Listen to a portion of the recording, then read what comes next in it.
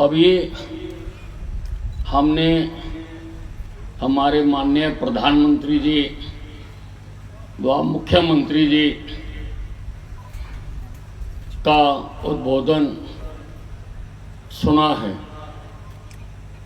और उन्होंने योग के माध्यम से स्वस्थ रहने पर बल दिया है। योग का जो इस साल का थीम है वासुदेव कुटुंबकम, कि ये सारा जो विश्व है ये हमारा एक कुटुंब है, हम सब एक हैं और इस योग के माध्यम से हम सारे विश्व को एक सोच पर लाने में कामयाब हो सकते हैं। आदरणीय प्रधानमंत्री नरेंद्र मोदी जी के प्रयासों से यूएनओ में 180 देशों के समर्थन से 21 जून को अंतर्राष्ट्रीय योग दिवस के रूप में घोषित किया गया है और हमें खुशी है कि हिंदुस्तान की ये विधा जो ऋषियों मुनियों की अमूल्य धरोहर है, जिसको सभी योग की जो हमारी ऋचाएं हैं योग का वर्णन करती है, उपनिषदों में जिसका जिक्र आया है, जो हमारे स्वस्थ जीवन जीने का एक साधन रहा है, आज वो विधा विश्व के सभी देशों ने उसको स्वीकार किया है। सभी स्थानों पर आज योग को बहुत बल दिया जाता है और आज हमारा सौभाग्य है कि आज शाम को, जैसा अभी प्रधानमंत्री जी ने बताया, कि यूएनओ सेंटर से आज प्रधानमंत्री जी भी वहाँ अमेरिकन लोगों के साथ आज वहाँ पर योग करेंगे। ये हमारे लिए बहुत गर्व की बात है, हमारे लिए बहुत श्रेय की बात है कि आज यूएनओ के सेंटर से आज प्रधानमंत्री जी द्वारा ये योग किया जाएगा। योग का अर्थ बंधुओं, सब लोग मिलजुल कर योग का अर्थ समाधि को मानते हैं और समाधि का मतलब होता है मन को शांत करना। ये जो तीन चीज़ें हैं, मन, श्वास और शरीर, ये तीनों आपस में जुड़े हुए हैं। हम बैठे हैं, अगर हमें कोई दुखदाई खबर सुनने को मिल गई तो हमारा मन तेज तेज चलना शुरू होता है और हमारी श्वास प्रक्रिया भी स्वतः तेज हो जाती है अगर हमें कोई ऐसी दुखद घटना सुनने को मिल जाए। इससे सिद्ध होता है कि ये तीनों आपस में जुड़े हुए हैं और योग का अर्थ है इसको साधना, मन को साधना, मन को एकाग्र करना, मन जो हर पल चलायमान रहता है, हर पल चलता है। आप आंखें बंद कर देखो कि आपका मन कहाँ जा रहा है। एक बार मन पर नजर डालकर देखो, मन दौड़ता रहता है, कभी सदर बाजार में, कभी जैन सोडा वाटर में, कभी अम्बाला सिटी में, कभी अस्पताल में, मन दौड़ता रहता है। तो योग का अर्थ है इस दौड़ते हुए मन को काबू करना। और अगर आपने कभी गौर किया हो कि एक विचार के बाद दूसरा विचार आता है, दूसरे के बाद तीसरा विचार आता है, तीसरे विचार के बाद चौथा विचार आता है, और ये हमारी सारी शक्ति को खर्च कर देता है। सारी शक्ति जो हमारी एनर्जी है वो इसमें चली जाती है।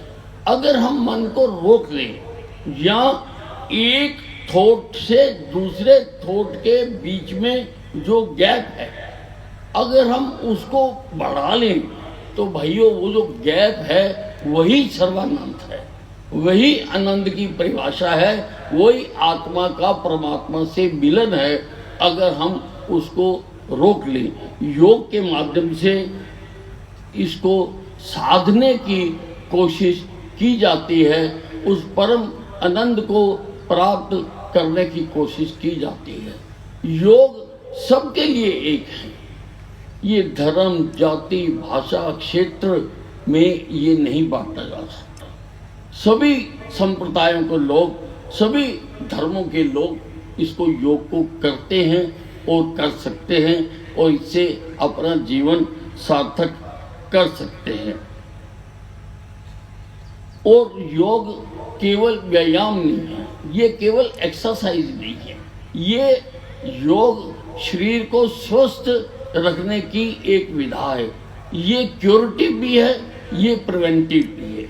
इससे हम अपने आप को बीमारियों से लड़ने के काबिल भी बना सकते हैं कि बीमारी आए ही ना, तो हम ऐसा कर सकते हैं। अपने आप को रोजाना योग करके हम ऐसा अपना आप को स्ट्रॉन्ग बना सकते हैं कि कोई बीमारी हमारे आंगन में झांके बिना, और अगर आए तो ये क्यूरेटिव भी है। आज काफ़ी रिसर्च हुई है कि योग के माध्यम से किन किन बीमारियों को ठीक किया जा सकता है। मकसद है ये जो अंतर्राष्ट्रीय योग दिवस मनाया जाता है, और ये जो आज का थीम है हर घर आंगन योग, कि योग को घर घर तक हमने पहुंचाना है, हर घर तक योग जाए, ये हम करना चाहते हैं।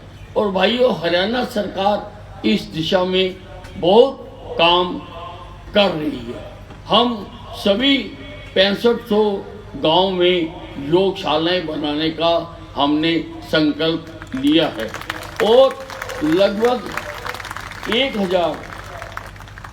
1000 योगशालाएं हमारी बनकर तैयार भी हो गई हैं।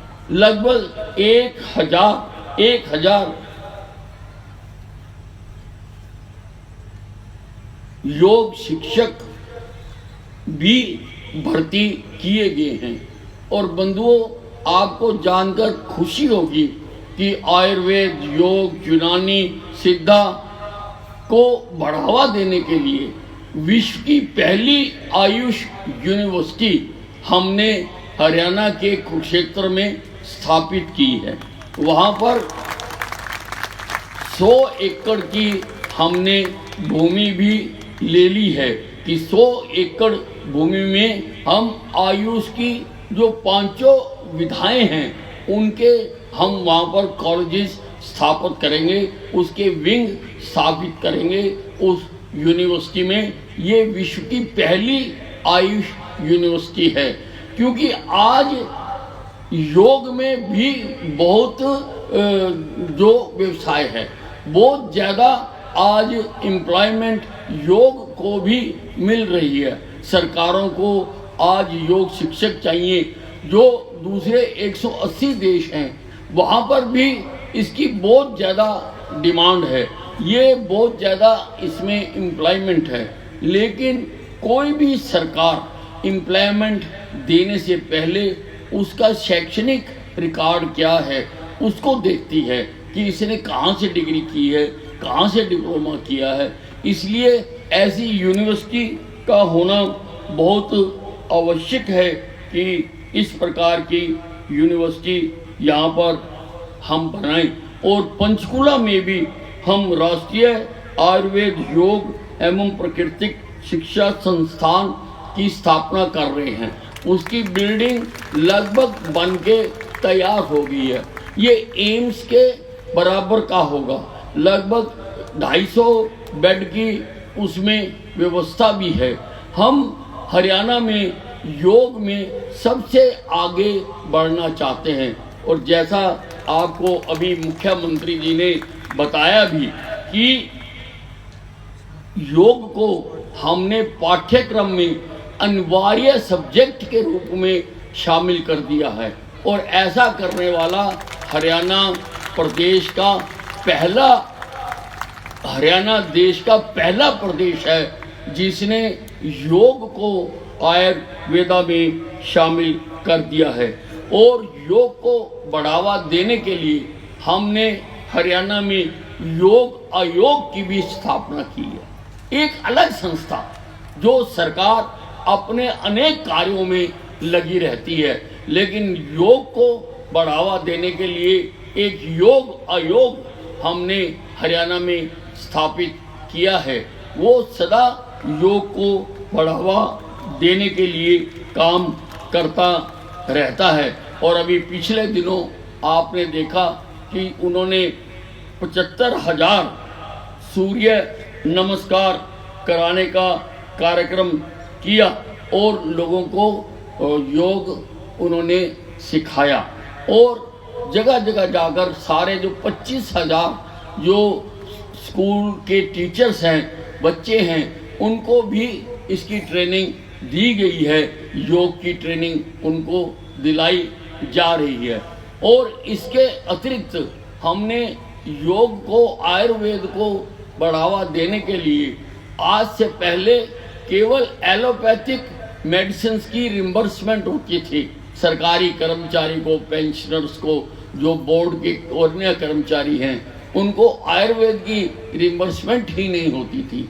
मैंने कोशिश करके आयुर्वेदा की भी रिम्बर्समेंट चालू कर दी है। आज कोई भी हमारा डिस्ट्रिक्ट आयुर्वेदा ऑफिसर्स के द्वारा जो रिकमेंडेड औषधि दी जाएगी, आज उसकी रिम्बर्समेंट है। या जो प्राइवेट संस्थान हैं और वो NABH हैं, उन द्वारा वहाँ से इनडोर आउटडोर जो ट्रीटमेंट कराया जाएगा, उसकी भी हमने रिम्बर्समेंट रखी है। हमने एक ऐप भी बनाया है, योग मानस। आप सब गूगल प्ले से उसको अपने मोबाइल पर डाउनलोड कर सकते हैं, योग मानस। उसमें जितनी योगशालाएं हैं उनमें आप किसी न किसी में आपको अपने आप को रजिस्टर कर सकते हैं। और जितने योग टीचर हैं उन्होंने भी अपने आप को उसमें रजिस्टर किया है। और कौन योग टीचर किस योगशाला में कितना समय लगाता है वो अपने आप हमारे डैशबोर्ड पर आ जाता है कि कौन सा योग शिक्षक कौन सी योगशाला में योग करने गया, और साधक भी कौन कौन सी।